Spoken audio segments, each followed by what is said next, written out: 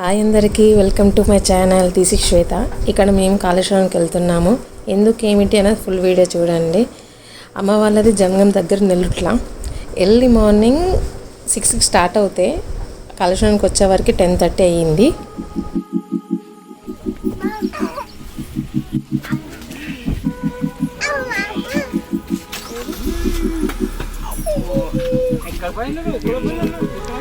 భయం పోయింది.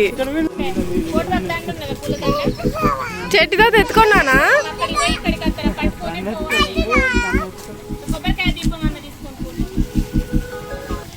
స్నానాలు చేయడానికి గోదావరి నదికి వెళ్తున్నాము. ఈ నదిని త్రివేణి సంగమం అని కూడా అంటారు. ఎందుకంటే గోదావరి, ప్రాణహిత, సరస్వతి ఈ 3 నదులు ఒకే దగ్గర కలుస్తాయి. అందుకే త్రివేణి సంగమం అంటారు. అసలు కాళేశ్వరానికి ఎందుకు వచ్చామంటే డాడీ అస్థికలు గోదావరి నదిలో కలపడానికి వచ్చాము.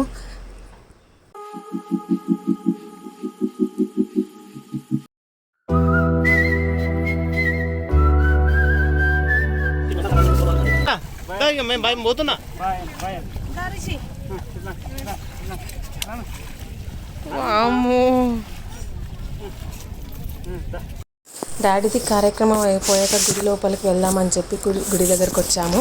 ఇక్కడ మా పిల్లలు బొట్టు పెట్టించుకుంటున్నారు. వీళ్ళకి బొట్టు అంటే చాలా ఇష్టం. ఇక్కడ టెంపుల్ దగ్గరకు వచ్చినప్పుడు శివలింగో శివగంగో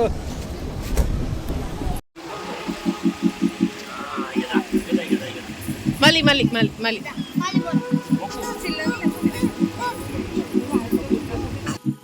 ఈ ఆలయానికి ఒక ప్రత్యేకత ఉంది. ఇక్కడ శివుడు, యమధర్మరాజు ఇద్దరు ఒకే ఆలయంలో ఒకే ప్రాణమఠంపై పూజలు అందుకుంటారు. అందుకే దీన్ని శ్రీ కాళేశ్వర ముక్తీశ్వర ఆలయం అంటారు.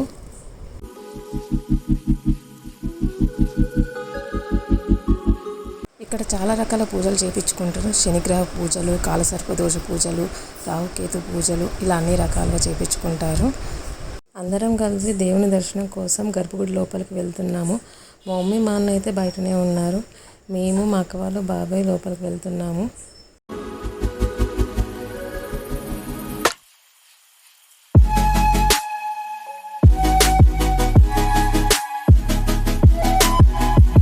దర్శనం చేసుకొని బయటికి వచ్చాక మా పిల్లలు వాళ్ళ తాతతోనే ఆడుకుంటున్నారు.